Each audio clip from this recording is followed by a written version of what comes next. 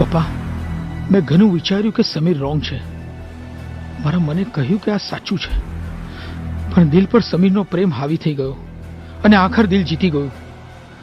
હું તેની સાથે જઈ રહી છું. મને શોધવાનો પ્રયત્ન ના કરતા પ્લીઝ. હું આવીશ મારા પતિ સાથે. આઈ એમ સોરી પપ્પા.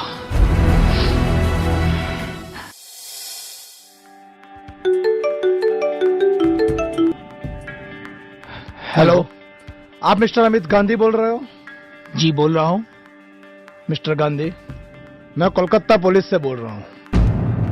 यहाँ कोलकाता में आपकी बेटी जैली का मर्डर हो गया. उनका मर्डर उनके ससुराल वालों ने किया है. उनके पति और उनके ससुराल वाले भी जेल में हैं. तो आप उनकी 2.5 साल की बेटी की कस्टडी ले लीजिए. मेरी बेटी जैली ने 3 साल पहले शादी की. उसके हस्बैंड को तो मैंने 1-2 बार मुश्किल से देखा होगा और ससुराल वालों को तो मैंने देखा तक नहीं. और इस 3 साल में मेरी बेटी ने मुझे एक बार फोन तक नहीं किया. जिसे आप मेरी बेटी बता रहे हो ना, ऐसी लड़की मेरी बेटी कैसे हो सकती है? Anyway, thanks for calling.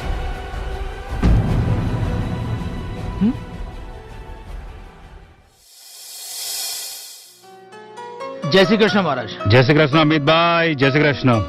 બોલો. મહારાજ, ગઈકાલે રાત્રે મને સપનામાં મારી વાઈફ જેલી આવી હતી અને એને મને રડતા રડતા બધી વાત કરી હતી. કીધું કે તમે દીકરીનું ધ્યાન જ નથી રાખ્યું. અરે છોરું કછોરું થાય પણ માવતર કા માવતર ના થાય. એને તો ભૂલ કરી, એ તો નાદાન હતી. પણ તમે તો પ્રેસ રિપોર્ટર છો ને, સમાજને આઈનો બતાવો છો, તો પોતાની છોકરી માટે તમારી જાતને આઈનો ના બતાવી શક્યા? ચાલો, જે થઈ ગયું તે થઈ ગયું, પણ હવે તમારી દીકરીનું ધ્યાન રાખજો. આટલું કોઈને મારી આંખો ખુલી ગઈ. મહારાજ.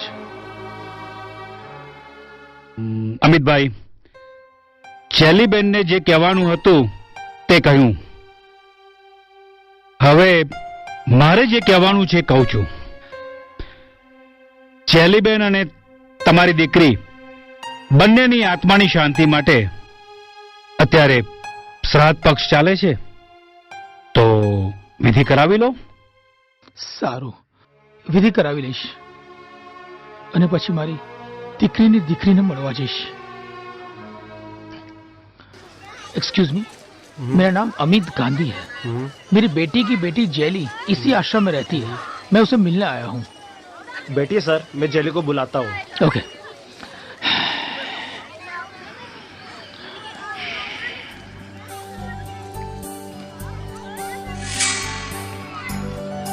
નાનુ નાનુ.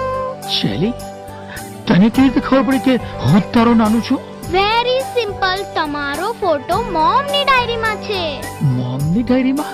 મને એ ડાયરી જોવા મળશે? प्लीज. Thank you.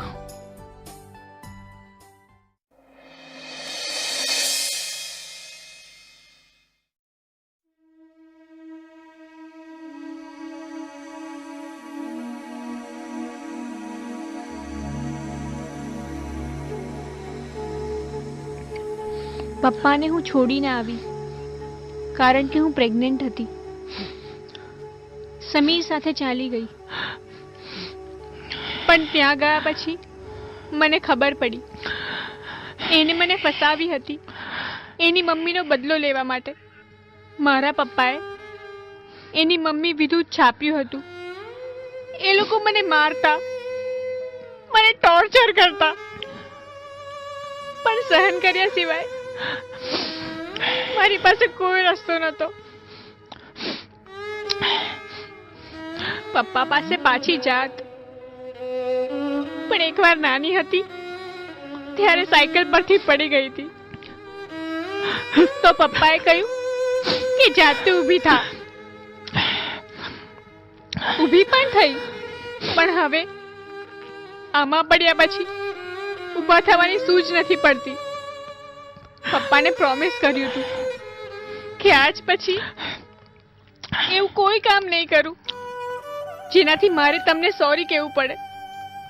પણ કાશ એવું પ્રોમિસ લીધું હોત કે સોરી કહીશ તો મને માફ કરીને પડખે લઈ લેશો. કાશ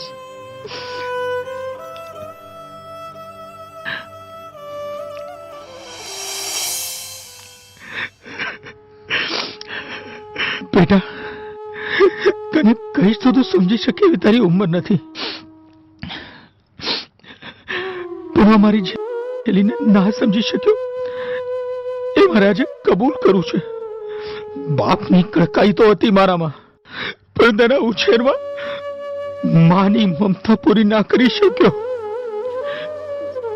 બેટા, તું મને પ્રોમિસ આપ કે સોરી કહેવું પડે તો કહી દેવાનું, એકબીજાને માફ કરીને પડખે ઉભા રહેવાનું. પ્રોમિસ બેટા? Promise. Come on, let's go from here. બાળક જન્મે એટલે મા બાપ બની જવાય. જો આસાનીથી બાળક પોતાનું મન તમારી સામે ખોલી દે અને તેમાંની કડવી વાત તમે તેના ગળે ઉતારી દો, તો તમે તેના મા કે બાપ સાચા, અથવા તમને મા બાપ બનતા આવડ્યું એમ કહેવાય.